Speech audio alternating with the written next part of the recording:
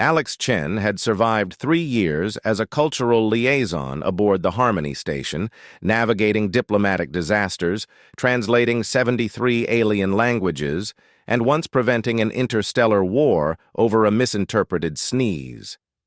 Nothing in his extensive training had prepared him for this.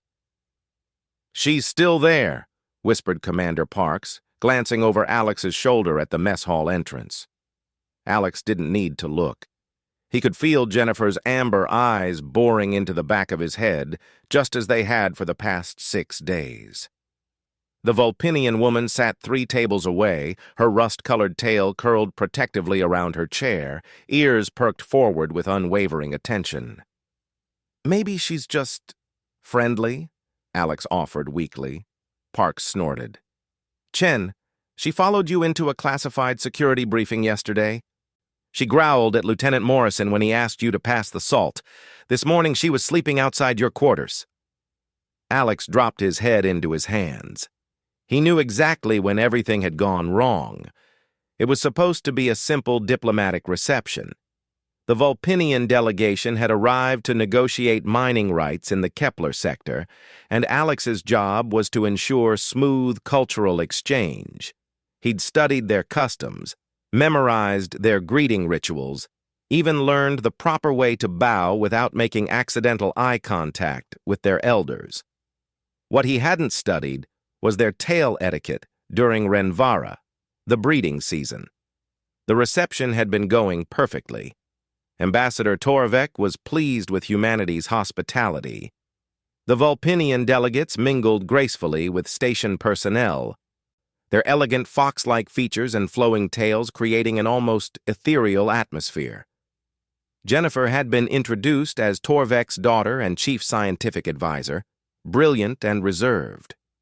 Then someone had spilled Regelian wine across the buffet table. In the chaos that followed, servers rushing forward, delegates stepping back, trays clattering, Alex had reached out to steady himself. His hand had caught something soft, luxurious, and impossibly warm. Jennifer's tail. The entire room had gone silent. Jennifer's ears had snapped back, her eyes wide with shock. The ambassador's expression had shifted through surprise, confusion, and then something that looked disturbingly like satisfaction.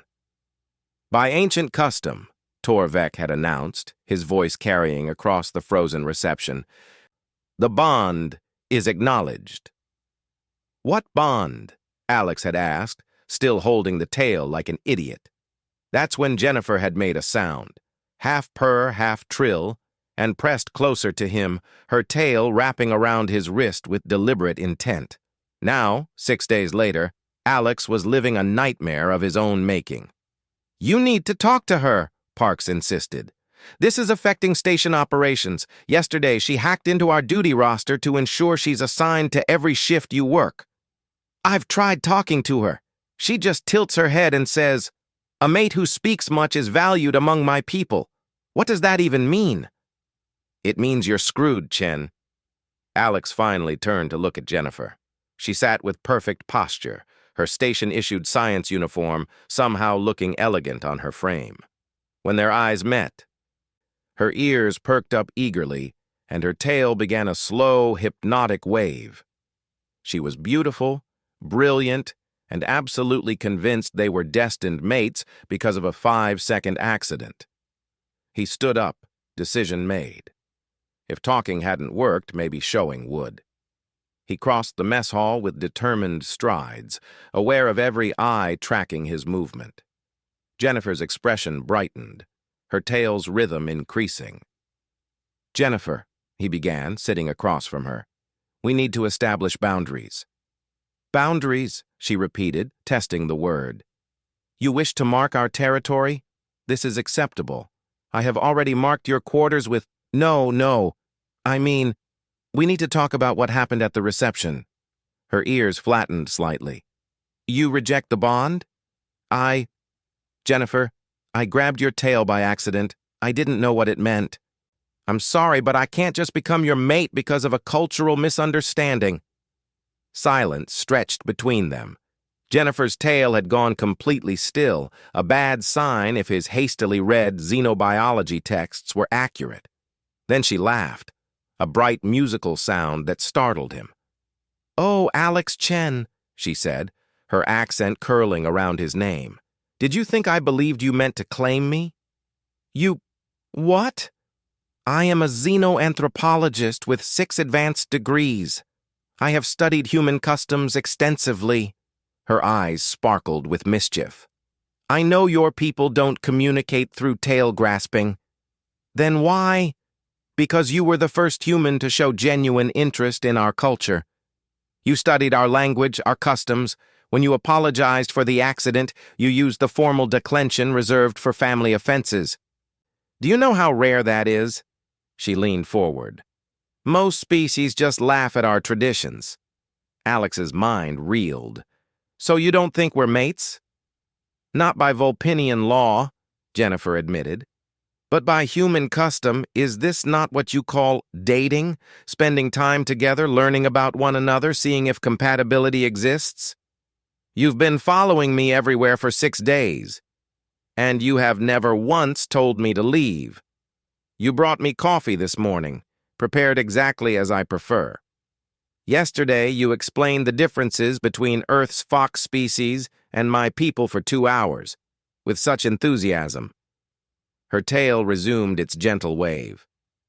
"Was I wrong to interpret interest?"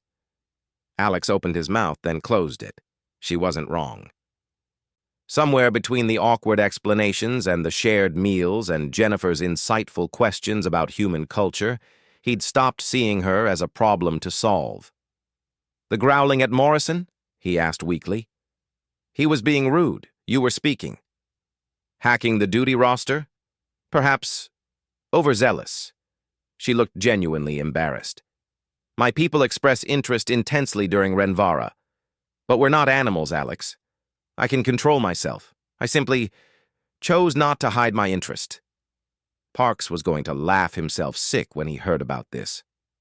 "So," Alex said slowly, "to be clear, no magical mate bond, no ancient prophecy, no obligation?"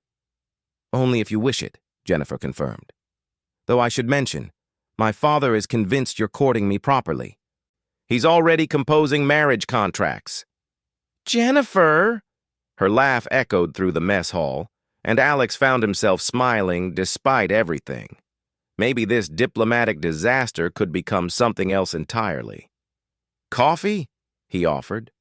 "And you can explain exactly what I accidentally agreed to when I bowed at the reception." "It would be my pleasure," Jennifer said, her tail describing a pleased figure 8. As they left together, Alex caught Parks's eye and received a knowing grin. Humanity? Fuck yeah, indeed. Even when they stumbled into romance by grabbing the wrong tail at exactly the wrong time.